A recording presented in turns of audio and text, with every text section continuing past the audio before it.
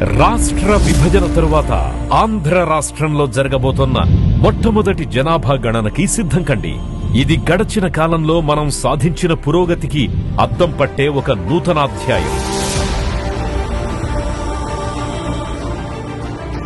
రాష్ట్ర ప్రజల అభివృద్ధికి మెరుగైన పథకాలు మరియు కొత్త ప్రణాళికల రూపకల్పన కోసం ఈ జనాభా గణన ఎంతో అవసరం. ఈ జనాభా గణన కేవలం లెక్కింపు మాత్రమే కాదు, మీ వ్యక్తిగత అవసరాలు మరియు సామాజిక అవసరాలను ప్రభుత్వానికి తెలియజేసే మార్గం కూడా. తద్వారా ప్రభుత్వం మీ అవసరాలు తీర్చడానికి తగు ప్రణాళిక రూపొందిస్తుంది. ముఖ్యంగా ఈసారి జనాభా గణన పూర్తిగా డిజిటల్ రూపంలో జరగబోతోంది. ఈ మహాయజ్ఞం 2 దశల్లో సాగుతుంది.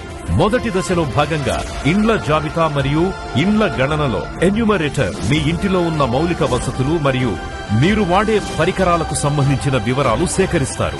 ఇది 2వ దశలో జనాభా లెక్కింపునకు ఖచ్చితమైన వ్యూహాన్ని సిద్ధం చేస్తుంది.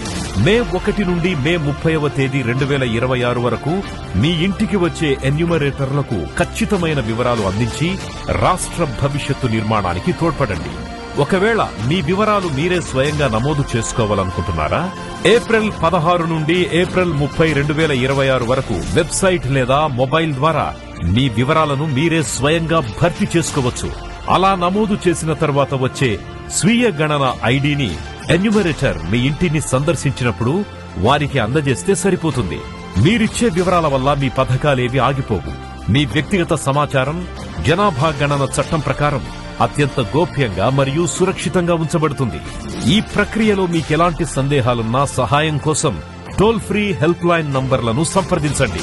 ఒక బాధ్యత గల భారతీయ పౌరుడిగా మన ఆంధ్రప్రదేశ్ భవిష్యత్తు కోసం ఖచ్చితమైన వివరాలందించడం మన కర్తవ్యం.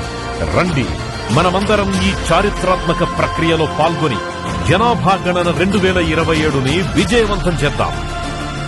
మన జనగణన మన భవిష్యత్తు, మన జనగణన మన వికాసం. జనగణనతోనే ప్రజా సంక్షేమం.